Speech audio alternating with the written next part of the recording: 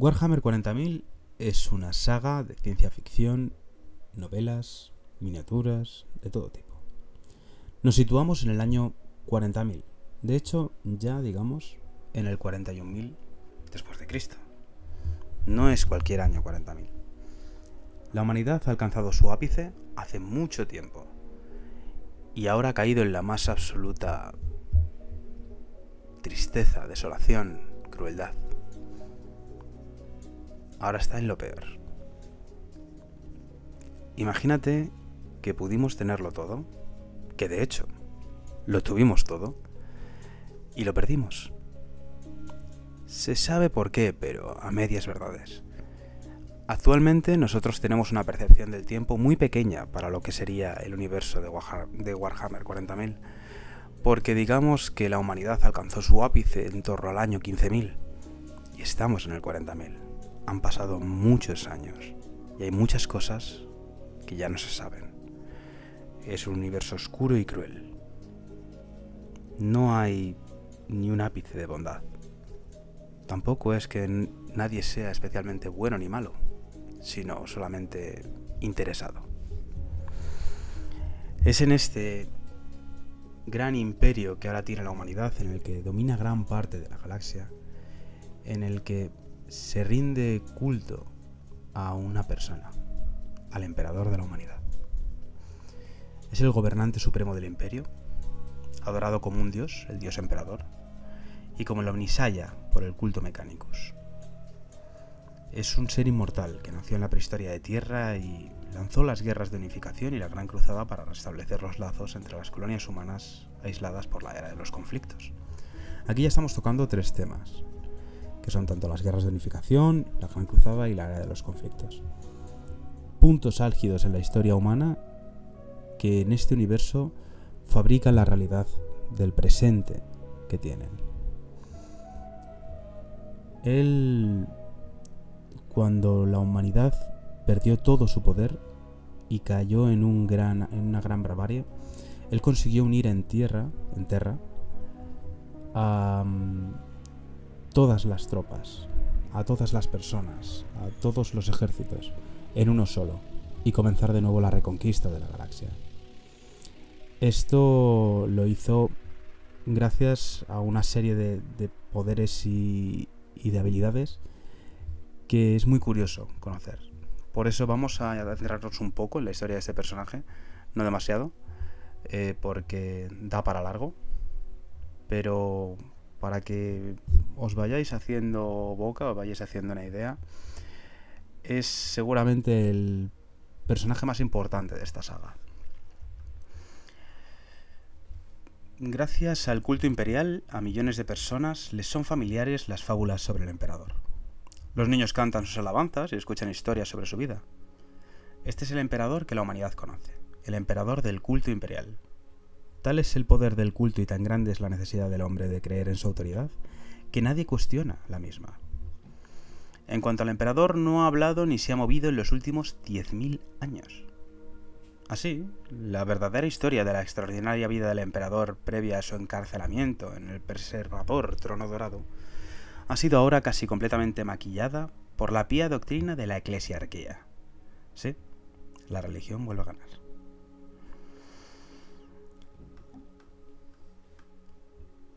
El emperador es un perpetuo, un ser humano inmortal, que nunca envejecía y que era capaz de curarse de casi cualquier lesión gracias a su regeneración celular extraordinariamente rápida y eficiente. Erda es otra perpetua, como él, que había sido compañera del emperador desde los primeros días de la historia humana y consideraba que los perpetuos, como ella y como él, habían surgido de forma natural como el siguiente paso de la evolución humana, refiriéndose a ellos mismos como Homo superior. La propia Erda conoció al emperador en Terra, en un distante pasado, cuando este era un gobernante conocido como Neoth. Erda llegó a adorar al emperador, prácticamente como un dios, y se convirtió en uno de los muchos perpetuos que lo ayudaron en su tarea. Sin embargo, con el tiempo, la arrogancia del emperador y los riesgos que tomó para acelerar el futuro de la humanidad, consiguió que la mayoría de los perpetuos lo abandonaran. Algunos como Erda y Malcador el Sigilita, otro gran personaje de esta saga, se quedaron a su lado, pero las salidas llevaron al emperador a comenzar a crear perpetuos artificiales, todos leales, para asegurarse de que su plan tuviera éxito. Estos perpetuos, como venimos diciendo, son básicamente seres humanos que no pueden morir, y que de hecho son casi invulnerables. Se cree que el emperador esperaba en esta época que la humanidad fuese capaz de triunfar sin su liderazgo directo, pero que impulsó en muchos momentos puntuales grandes avances científicos. Se cree que dentro de la historia que incluso nosotros conocemos, el emperador tuvo algo que ver, ya que está desde la prehistoria entre nosotros. En estos tiempos antiguos se tienen constancia de dos acontecimientos. Por un lado, una alianza de Protocognitae creó en Babilonia, digamos, un reino en el que se esclavizaba a los habitantes mediante enuncia, que es una especie de idioma de la creación.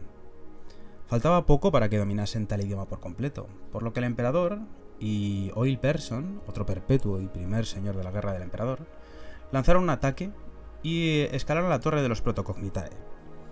Estos Cognitae fueron derrotados, pero cuando llegó el momento de decidir qué hacer con la enuncia, digamos con esta especie de idioma de la creación, surgió una discusión entre Oil y que quería destruirlo y el emperador que quería conservarlo. Ambos pelearon y aunque lo siguiente en la narración está entremezclado con los sueños de Oil, se entiende que el emperador consiguió lo que buscaba. Más o menos es lo que viene haciendo. Poco después el emperador se enfrentó en Cirene al dragón de Marte. Este dragón podría tratarse de uno de los fragmentos de Cetán, Malgradot, el dragón del vacío. Esto es importante porque une la historia del emperador con la historia de los necrones, una raza ancestral que lleva literalmente millones de años dormida y está empezando a despertar ahora. Son como una especie de esqueletos mecánicos, ¿no?, de metal, sin alma, pero que fue una raza en su momento. No solamente eso, en algún momento de la edad oscura de la tecnología, que es la edad que se comprende en la que la tecnología era más álgida en el ser humano, pero se perdió toda ella, hoy en día, digamos en el año 40.000, no pueden hacer las proezas tecnológicas que se hacían en el año, por ejemplo, 15.000, pues más o menos durante el milenio 16 lo llevaría a Marte, este dragón, para encerrarlo en el laberinto Noctis, lo que supuso el origen en sí del culto Mechanicus. El culto Mechanicus, muy rápidamente, es un culto que surgió en Marte cuando se aisló de Terra, en el que se adoran las máquinas, y el Omnisaya es su dios, su mayor deidad. Entonces, no tratan a la tecnología, digamos, como la trataría hoy en día, pues no sé, un ingeniero, un científico, sino que creen que ya está creado todo el conocimiento y todas las cosas y solamente hay que encontrarlo.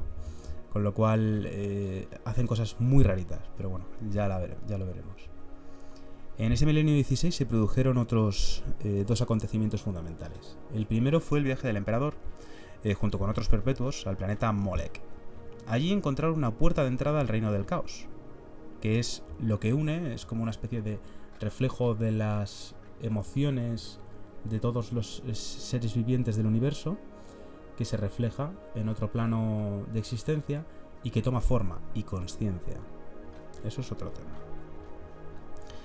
El caso es que encontraron una puerta de entrada a este reino por la que el emperador se introdujo. Así hizo algo sorprendente, un trato con los dioses oscuros, que son entes que viven en la disformidad, como en el reino del caos, digamos, para impregnarse de nuevos poderes y adquirir el conocimiento necesario para crear a los primarcas. Los primarcas, dicho así muy rápidamente, son 20 seres que él creó de su propio, con una ingeniería genética brutal y con su propio genoma, y que son prácticamente semidioses. Pero bueno, eso, otra historia. Según las palabras de Erebus en la novela Falsos Dioses, a las que quizá no habría que dar plena veracidad, pero es importante porque es más o menos moderno, el emperador obtuvo estos poderes de alguna clase de pacto con los dioses oscuros que después no cumplió. Una explicación podría ser que, al parecer, los dioses del caos a duras penas entienden el mundo material y necesitaban a alguien que lo controlase por ellos. Según esa teoría, el emperador se ofreció a ello, pero después no cumplió con su parte del acuerdo. Digamos que se aprovechó de la situación. El segundo acontecimiento también durante la edad oscura de la tecnología, fue que la humanidad luchó encarnizadamente contra las inteligencias artificiales, también llamados hombres de hierro. Conflicto que tuvo que ser especialmente duro porque milenios después el emperador prohibió el uso de las IA, que hoy en día serían inteligencia artificial, pero las llaman inteligencia abominable. Tras esto la humanidad cayó en la anarquía y debido a las tormentas de disformidad del reino del caos, que os comento, la Tierra perdió el contacto con sus colonias. El gobierno central, que había gobernado la Tierra, se vio fragmentado en varios imperios gobernados por locos tiránicos, denominados señores tecnobárbaros. El hambre, la miseria y las matanzas se convirtieron en algo habitual.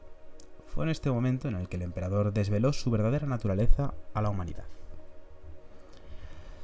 Podríamos decir que el emperador siempre tuvo como fin último la lucha contra los dioses oscuros. Una larguísima partida de ajedrez en la que cada movimiento tardaba milenios en producirse, y en la que el fin siempre justificaba los medios. En este contexto, el posible pacto engañoso del emperador con los dioses del caos tendría justamente ese propósito.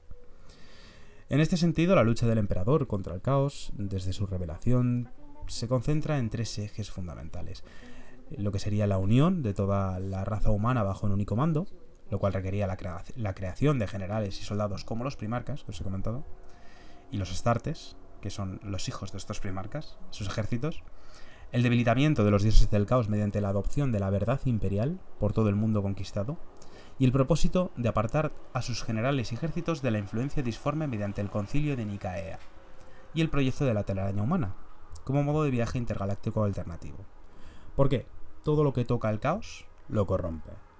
Pero, para poder moverse a través del universo, de la galaxia, se utiliza este reino del caos, este reflejo emocional, pero que por sí es malvado, o digamos, corruptor.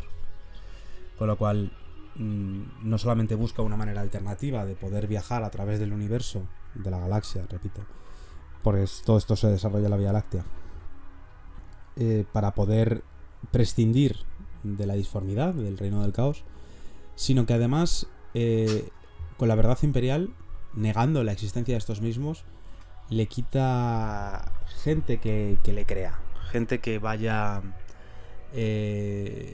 alimentar, digamos, ese reino, porque la fe en ello y las emociones lo alimentan. Y al mismo contrario, si no hay fe, no hay esas emociones que van volcadas hacia ese reino, pues mueren, digamos, como de hambre. Continuamos. Todo sueño necesita una base sobre la que construir, y esa sería Terra, en este caso. Durante 2 siglos, el emperador Malcador, el sigilita, que os comenté antes, y sus ejércitos conquistarían a sangre y fuego cada metro del planeta natal de la humanidad, en las conocidas como Guerras de la Unificación, una cosita que hablamos antes. Mas lo que es este tapiz también serviría como campo de pruebas de otro sueño, el proyecto Supersoldado. Desde el lejano pasado, como se ha mencionado, el emperador había ido reclutando perpetuos con objetivo de explotar sus habilidades, y ya que estamos, tenerlos de su lado. Y entre estos destacaría Erda y Astarte, como humana mejorada. Si bien Erda sería la encargada del proyecto Primarca, la creación de 20 seres a medio camino entre el propio emperador y la humanidad misma, estos semidioses, Astarte sería indispensable para dotar a dichos seres de los ejércitos que necesitarían para la conquista de las estrellas. De lo que es el proyecto Primarca muy poco se sabe en cuanto a la tecnología o medios empleados, pero el resultado del mismo es evidente, un éxito. Aunque mal parado, según algunas de las acciones de Erda, quien no estaba del todo convencida de los planes del emperador y decidió darles a estos extraordinarios chiquillos el regalo del libre albedrío, hasta que su creador, digamos, le encontrase. Ya veremos que esto a lo mejor no le salió tan bien como pensaba. Como toda obra, los éxitos no siempre están asociados al primer intento, y en el caso del emperador y Astarte, la primera generación de supersoldados no fueron tanto una solución como un campo de experimentación. Estos eran los guerreros trueno. Si los humanos fueron la base de los ejércitos de la unificación, estos supersoldados serían sus tropas de asalto y choque, imbatibles en el combate, pero con defectos genéticos que les hacían acreedores de una esperanza de vida corta. Los guerreros trueno lucharían en todos los continentes y se enfrentarían a cualquier cosa que los señores tecnobárbaros les lanzasen. Pero en las postrimetrías de la guerra de unificación ya se empezaron a ver tropas muy diferentes a estos. Más rápidas, más inteligentes y más fiables. Los marines espaciales. La batalla de Ararat es oficialmente la última de los Guerreros de Trueno. La realidad es que fue el lugar donde se les purgó. Aunque se les mencionaría en acciones posteriores, tales sucesos han sido convenientemente ensombrecidos por la siguiente fase del plan del emperador. Con Terra en sus manos y una fuente constante de marines espaciales, la conquista del sistema Sol, lo que es nuestro sistema solar, podía empezar, utilizando diplomacia en el caso de Marte o la espada en caso de la Luna. La Gran Cruzada podía comenzar, pero era necesario que cesasen las tormentas de disformidad que asolaban Terra, ya que estas tormentas al fin y al cabo impedían que pudieran viajar más allá de la velocidad de la luz. Y la luz es muy rápida, pero no es infinitamente rápida. Así que necesitas de alguna manera poder saltarte esa parte. En el momento en el que las tormentas de la disformidad terminaron, los marines espaciales y otras fuerzas imperiales, soldados del día a día, personas como tú y como yo, estaban listas para reconquistar la galaxia. Las fuerzas del caos eran ya poderosas y muchos mundos humanos habían sido tomados por adoradores del caos u otros alienígenas. Era un esfuerzo duro y largo, pero con cada victoria, el joven imperio crecía más fuerte mientras nuevos guerreros se unían a la Gran Cruzada. Comandando su nuevo ejército, los marines espaciales y afianzando las bases del imperio, que es la humanidad hoy en día, el emperador inició su expansión por la galaxia, anexionando territorios como por ejemplo el mundo Forja de Marte y recuperando otros mundos de las garras de los orcos, de los demonios o incluso de las garras de gobernantes humanos corrompidos por la codicia de los dioses del caos. O secesionistas que le llegaba aquí el emperador y decía: hola, ¿qué hace? Vamos a conquistarte. Ahora tú eres parte de nuestro imperio humanos. Y decían: Majo no. Majo, no voy a unirme a tu imperios. Entonces cogía y decía: pues te tiro unas tartes. Y le tira las tartes y enfréntate tú a un marine espacial. Un marine espacial, un bicho con una armadura completa, un rifle que no tira balas, sino que tira proyectiles autopropulsados, es decir, como micromisiles que explotan, que mide casi 3 metros y que tiene 2 corazones, 3 pulmones y 80.000 cosas. O sea, es que te quedas loco. Así que bueno, la humanidad, que había estado perdida sin el faro de la luz que representaba a su emperador, había seguido expandiéndose, pese al aislamiento de Terra por toda la galaxia, usando naves perdidas en la disformidad durante sus primeros conflictos o desde planetas que se consideraron perdidos cuando las tormentas de disformidad asolaron la Terra o recubrieron los mismos. Es decir, no proliferaron, pero sí prosperaron. Algunos de estos planetas habían retrocedido milenios en cuanto a su evolución y adorando pequeñas reliquias de su antiguo origen, se habían conservado en un estado primitivo casi cavernícola. Es decir, bueno, pues te puedes imaginar a lo mejor a gente, pues eso, cavernícola, pero con a lo mejor un rifle láser. Otras, sin embargo, habían retrocedido algo menos y se erigían en un sistema feudal y con una tecnología similar a la de la Edad Media. Las que menos conservaban la tecnología más moderna y un gobierno parecido al antiguo de la Tierra, pese a no haber tenido contacto con ella durante milenios. En cada planeta que iba reconquistando, el emperador anexionaba más hombres a su causa y recuperaba más almas perdidas de la humanidad, liberándolas de su esclavitud para con los dioses del caos, esclavos de razas menores alienígenas o de dictaduras sin escrúpulos. A cada planeta que llegaba, el horror era cada vez mayor, con una rama de la humanidad más corrompida aún por el caos. En algunos casos, la única opción que quedaba al emperador era exterminar el planeta entero con un bombardeo orbital. Es decir, si veía que la cosa estaba muy malita, pues revienta el planeta y ya está. Y aquí no ha pasado nada. Ya por ir terminando, por hoy, la Gran Cruzada llevó al emperador a sus límites en su esfuerzo por reunificar a la humanidad y dispersar la humanidad dispersa, digamos, y abandonada. Hasta que encontró al primero de sus hijos, al más brillante de todos ellos, Horus, que se juró a sí mismo ganarse el corazón de su padre y ayudarle en su gran obra. Este hijo era un primarca, de los que hemos comentado. El mejor de todos, el primero. Las conquistas iniciales se centraron allí donde los primarcas habían sido arrojados. Usando sus poderes psíquicos, el emperador les localizó gradualmente y los reunió con sus respectivos capítulos de marines espaciales. Cada primarca tenía una legión, en este caso, de marines espaciales. Miles y miles y miles y miles y miles de soldados mejorados genéticamente que le ayudarían a conquistar toda la galaxia. Los primarcas no parecían haber sido afectados por su contacto con el caos, habiendo crecido para derrotar a grandes líderes y guerreros de las comunidades humanas locales. Con los primarcas comandando las legiones de la Gran Cruzada, se extendió sobre la galaxia y la humanidad comenzó a reconstruir su antigua herencia. El caos se retiró a su propio reino, en el Ojo del Terror, que de esto ya os contaremos. Poco a poco, aprovechando las virtudes y devoción de sus hijos primarcas, la humanidad tuvo su época dorada. No había fuerza capaz de resistir el avance de la humanidad guiada por la luz de su emperador. Comandada por sus primarcas, tratados como divinidades a los ojos del humano corriente, y el implacable avance y eficiencia de los marines espaciales, que son semidioses y fervientes protectores de la humanidad. Ya a partir del siguiente capítulo, pues nos centramos un poquito en la verdad imperial y demás cositas. Gracias.